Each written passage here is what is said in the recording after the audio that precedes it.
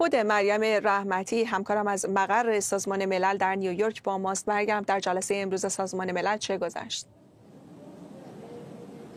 جلسه شورای امنیت به درخواست اسرائیل برگزار شده بود و اعضای شورای امنیت سازمان ملل در این جلسه حملات اخیر حوثی‌ها به اسرائیل که با حمایت مالی و نظامی جمهوری اسلامی ایران انجام میشه در واقع بررسی کردند و نماینده ایالات متحده در این جلسه با محکوم کردن این حملات تاکید کرد که اقدامات حوثی‌ها نه تنها امنیت منطقه بلکه صلح و امنیت جهانی رو به خطر انداخته. معاون نماینده دائم ایالات متحده آمریکا همچنین در این جلسه به نقش جمهوری اسلامی ایران در تامین تسلیحات پیشرفته از جمله موشک‌های مافوق صوت رو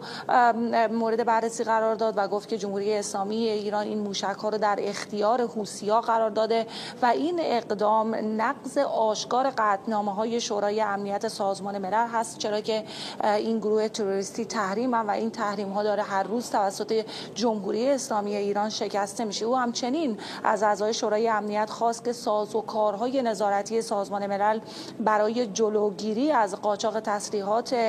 جمهوری اسلامی به حوثی‌ها رو حمایت بکنن و سازمان ملل هم گفت که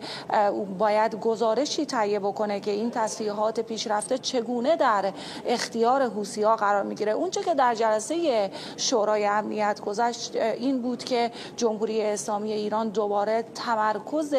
اصلی جلسه بود و اینکه چطور داره جمهوری اسلامی ایران روز به روز حمایت خودش رو از حوثی‌ها بیشتر میکنه و همچنین این حمایت جمهوری اسلامی ایران باعث شده که در واقع این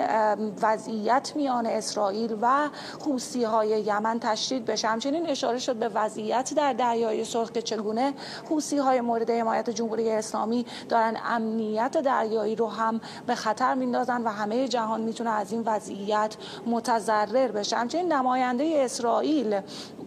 همونطور که شنیدیم قبل از اینکه جلسه شروع بشه در مورد احتمال جنگ میان جمهوری اسلامی ایران و اسرائیل به طور مستقیم گفت که همه سناریوها در نظر گرفته شده و اسرائیل در واقع این وضعیت و حملات نیابتی های جمهوری اسلامی ایران به اسرائیل رو تحمل نخواهد کرد. به هر حال نماینده بریتانیا، نماینده اسرائیل و دیگر کشورها هم از حق اسرائیل برای دفاع از خودش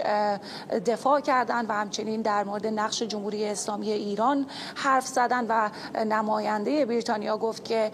جمهوری اسلامی ایران مسئولیت گروه‌های نیابتی خودش و رفتار حوثی‌ها رو بر عهده داره و باید هرچه زودتر به این تجاوزگری‌های حوثی‌ها و رفتار جمهوری اسلامی خاتمه داده بشه. خیلی متشکرم از توضیحات همکارم مریم رحمتی از مقر سازمان ملل در نیویورک با ما بود.